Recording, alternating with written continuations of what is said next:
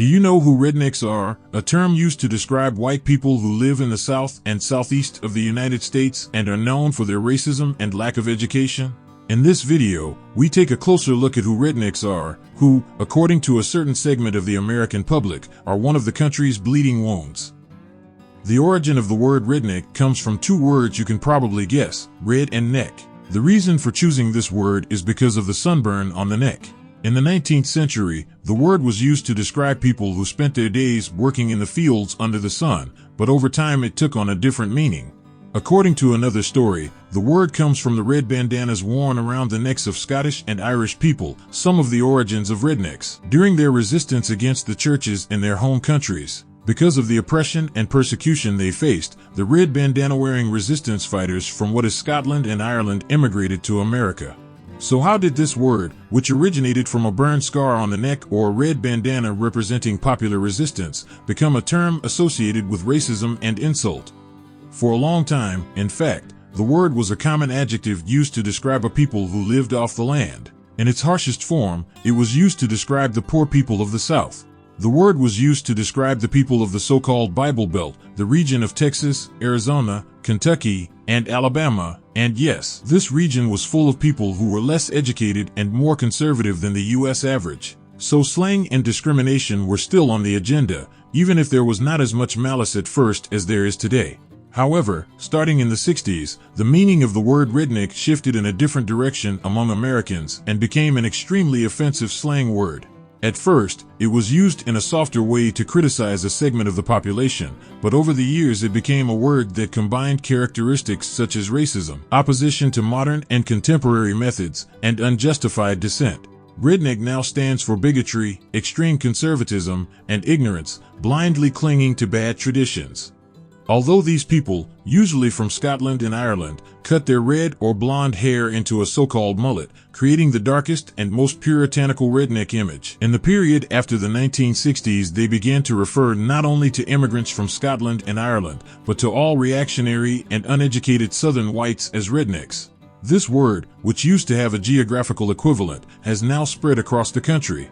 70 years ago, you might not have heard of an ignorant, conservative, poor person from the North being called a redneck. But today the American public can call anyone with that personality type a redneck, regardless of state or location. No longer stuck in the Bible Belt, redneck is a word that has become a permanent part of American slang. Although religiously Protestant, unlike in Europe, they are called evangelical Protestants because their beliefs and rituals do not fully overlap with Protestant beliefs in Europe. In fact, although they worshipped in Presbyterian churches in the past, the word redneck now includes evangelicals. The racism that reached its peak in the USA for a while, the absurd conspiracy theories that somehow lead to mental blackouts when encountered, and the lifestyle that throws modern life into chaos are all thought to have originated here. Rednecks are the most opposed to a non-white U.S. president and believe that the most traditional person should always be president. It is also possible to meet rednecks who do not even accept the existence of black people. If asked on the street, their favorite recent president would probably be George W. Bush or Donald Trump, both of whom were often called rednecks and insulted by the opposition at the time. Ironically, in the United States in the 1700s and 1800s, when slavery was at its worst, rednecks had nothing to do with slavery or anything like that. These people were farmers in their own way, and slavery and racism made their lives difficult, too. Again, ironically, the elite and the rich who today call rednecks ruthless racists have their roots in racist people who owned slaves back then.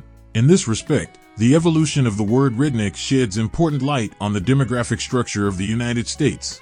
Today, rednecks are also known for hanging Confederate flags in their homes and workplaces. Rednecks are the most racist and pro-slavery from the Civil War era, and they always oppose immigration policies. For them, the best thing a presidential candidate or president can say is that immigrants will be deported and the U.S. will remain American.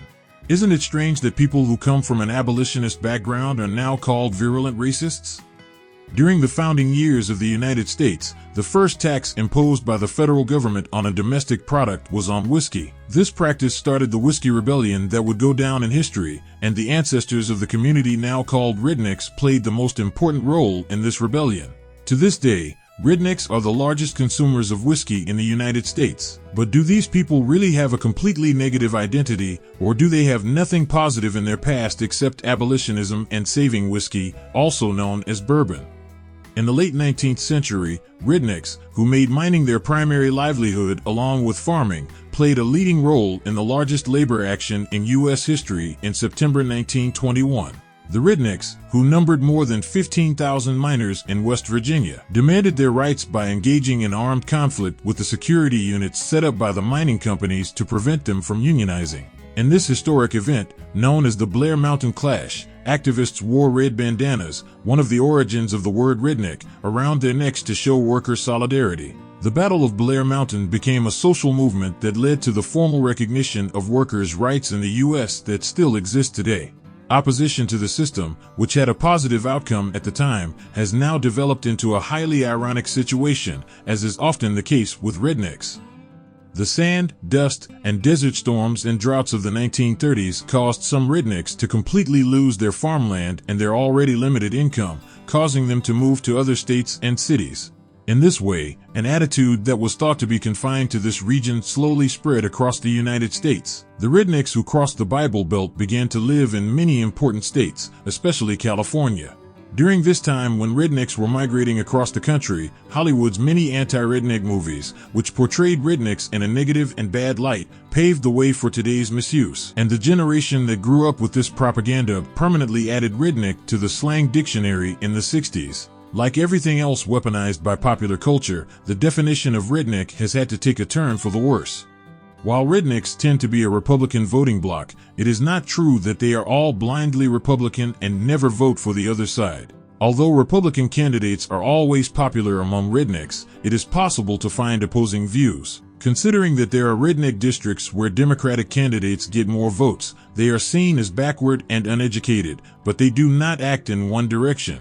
It was also reflected in the press that Obama, whom most rednecks oppose, met with groups known as pro-Obama rednecks. From this point on, the decision is yours. Are the rednecks really just conservative, reactionary, and ignorant people, or do those who represent the rich and modern face of the USA want them to be perceived as such?